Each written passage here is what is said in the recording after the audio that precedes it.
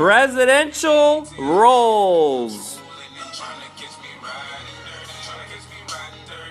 The government institution that enforces laws is the executive branch, and the person in charge of the executive branch is the President of the United States. And all they get in return is $400,000. Is that for the entire term? Nope, $400K per year. Yes! Maybe they get paid that much because they love America the most. No way, bub.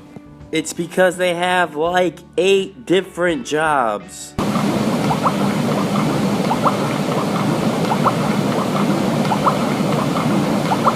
The following jobs are found in Article 2 of the Constitution. Chief Legislator. It's true, you need Congress to make laws, but the President attempts to persuade the creation of laws. They use the bully pulpit, or the visibility and prestige of the office to mobilize the people. I mean, FDR couldn't pass the New Deal legislation without Congress. So presidents need to call in members of Congress to talk to them and try to persuade them to pass bills they want. They talk about key issues during press conferences to inform the American public. FDR used to have fireside chats where he would reach the Americans directly with their radios. Modern presidents have shifted towards using social media.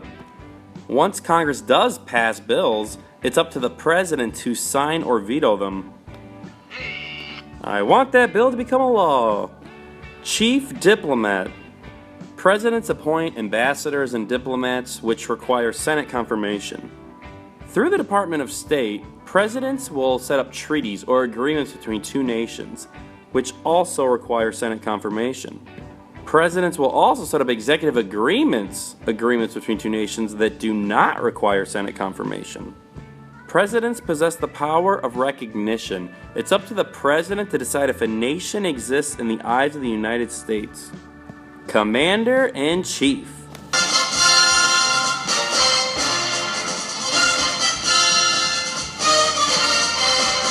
The president is in command of the armed forces.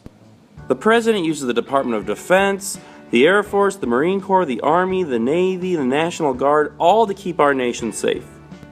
During the Vietnam era, the War Powers Act was passed through Congress, which limits the power of the President. President must report troop invasion within 48 hours, they only have 60 days unless Congress extends, and Congress can end the conflict with a concurrent resolution. Chief of State. The President is the ceremonial head of government, where they host fancy dinner parties at the White House to welcome dignitaries. Chief Executive, also known as Chief Administrator. The President is in charge of enforcing or carrying out America's laws.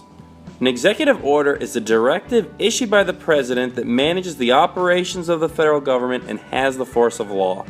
Executive orders can be controversial at times, but like all government action, the Supreme Court has the power to rule it unconstitutional. The President appoints judges and agency heads with Senate confirmation. The President is in charge of all the departments and agencies that enforce the laws for America. That means the President is in charge of the millions of people that are employed by the federal government. This includes when the departments and agencies spend trillions of dollars each year. Chief Magistrate. Clemency powers. The President has the power to show mercy. Mercy. That's right, Uncle Jesse. The President should have mercy.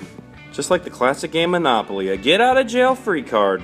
Now, presidents only have clemency for national laws. Those are laws passed by Congress. Each state's governor has clemency for state laws. Presidents can reprieve or postpone punishment, commute or reduce a punishment, pardon or forgive someone for a crime, grant amnesty or pardon an entire group of law violators, like when President Carter granted amnesty for all those that dodged the draft during Vietnam. I don't really know if he's thinking this, I just thought it kind of livelied up the picture, you know? Now, these last 2 presidential roles or jobs are not found in the Constitution. Chief Citizen. The president should look out for the well-beings of all Americans, not just the people in his or her political party, not just the majority, all the citizens. Chief of party. The president is the most famous person in their political party. This makes the president one of the most influential leaders within the political party. Wow! 8 jobs? I'm exhausted from having 1 job. 8? Then again, they make more than me. Like a lot more. You know, I think I need to go home and reevaluate my life choices.